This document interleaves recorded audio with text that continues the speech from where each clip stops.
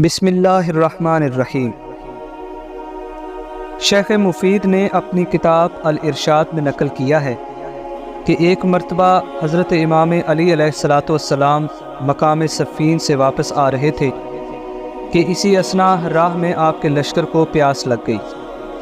گرمی کا موسم تھا، لوگ پیاس کے مارے ادھر ادھر پانی کی تلاش میں بھاگے، لیکن پانی کے کوئی آثار نہ ملے۔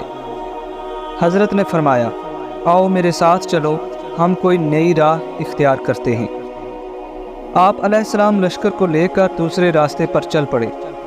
اچانک راستے میں راہب کا عبادت خانہ نظر آیا۔ حضرت نے ارشاد فرمایا، آواز دو، شاید اس گرجا میں کوئی راہب ہو۔ لوگوں نے آواز دی تو راہب دروازے سے فوراً بولا اور پوچھا، کیا بات ہے؟ لوگوں نے کہا، ہمیں پانی کا پتہ بتا دیں۔ راہب نے جواب دیا کہ افسوس کی بات یہ ہے کہ یہاں سے 6 میل کے فاصلے پر تمہیں پانی ملے گا، اس سے نزدیک پانی نہیں ہے۔ حضرت نے فرمایا، سن لیا ہے راہب کیا کہتا ہے؟ لوگوں نے کہا، حضور ہمیں اجازت دیں، ہم گھوڑے دوڑاتے ہیں اور پانی لے کر آتے ہیں۔ حضرت نے فرمایا، ہمیں پانی کے لیے گھوڑے دوڑانے کی ضرورت نہیں۔ پھر آپ نے قبلہ کی طرف رخ کیا اور ایک جگہ پر نشان لگا کر فرمایا، اسی جگہ سے ریت مٹی ہٹاؤ، یہیں سے تمہیں پانی ملے گا۔ وہ جگہ راہب کے مکان کے بالکل قریب تھی۔ لوگ بیلچے وغیرہ اٹھا کر مٹی ہٹانا شروع ہو گئے۔ تھوڑی دیر بعد مٹی ہٹ گئی اور اس مٹی کے نیچے ایک بڑی چٹان نمودار ہوئی۔ لوگوں نے مل کر اس چٹان کو ہٹانا شروع کیا، لیکن ان کی کوشش کے باوجود کوئی فائدہ نہ ہوا۔ حضرت نے فرمایا، اگر یہ پتھر ہٹ جائے تو تمہیں پانی مل جائے گا۔ جب تمام لوگوں کی کوشش ناکام ہوئی تو آپ تشریف لائے۔ آستین الٹی اور صرف 2 انگلیوں سے چٹان کو ایک طرف سے پکڑا اور دور پھینک دیا۔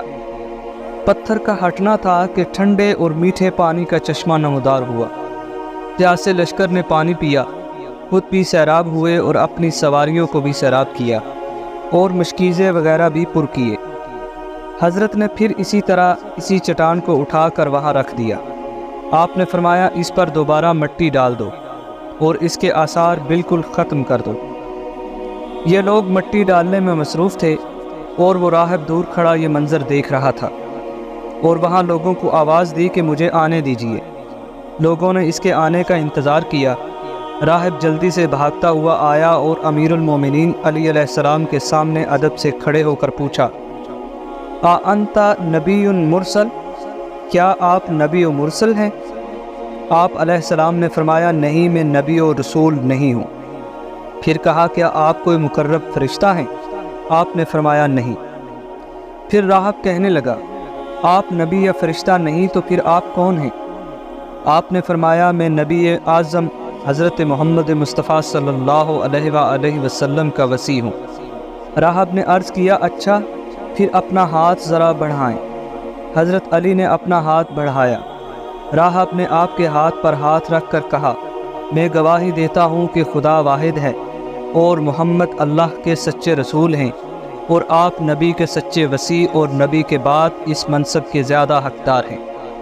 پھر وہ راہب اسلام لایا اور مسلمان ہو گیا۔ امیر المومنین علی علیہ السلام نے فرمایا، مجھے دیکھ کر مسلمان کیوں ہوا ہے اور اتنی مدت سے اس مقام پر کیوں قیام پذیر ہے؟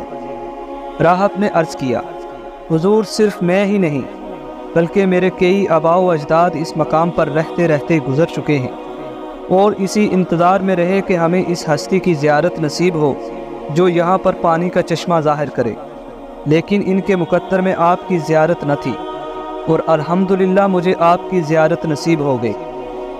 سابقہ کتب آسمانی میں ہم نے پڑھ رکھا ہے کہ اسی سرزمین پر پانی کا میٹھا چشمہ ایک چٹان کے نیچے موجود ہے، جس کا علم پیغمبر کو یا پھر پیغمبر کے وصی کو ہے، اور اس چشمے کو صرف وہی ذات ہی ظاہر کر سکتی ہے۔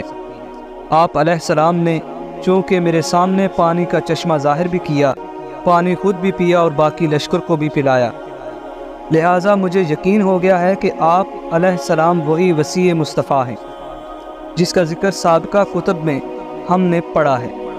اب میں خدا کا شکر گزار ہوں جس نے مجھے یہ سعادت نصیب فرمائی۔ آج سے میں آپ کے سامنے مسلمان ہوتا ہوں اور آپ کی ولایت کا اقرار بھی کرتا ہوں۔ امیر المومنین نے جب راہب کی یہ بات سنی تو اتنا روئے کہ آپ کی ریش مبارک تر ہو گئی۔ پھر فرمایا خدا کا شکر ہے جس نے ہمارا نام اپنی آسمانی کتب میں بھیجا ہے۔ اس کے بعد آپ نے وہاں سے کوچ فرمایا، راہب بھی ساتھ چل پڑا اور آپ کے ساتھ جنگ صفین میں درجہ شہادت پر فائز ہوا۔ حضرت نے راہب کی نماز جنازہ خود پڑھائی اور لحد میں اتارا۔ پھر فرمایا میں اسی لحد میں راہب اور اس کی زوجہ کا مقام جنت دیکھ رہا ہوں، اور پھر راہب کو دیکھ کر فرمایا یہ میرا آزاد کردہ غلام ہے۔ ویڈیو اچھی لگے تو دوست احباب میں شیئر کریں، چینل پر نئے ہیں تو چینل کو ضرور سبسکرائب کریں۔ بہت شکریہ۔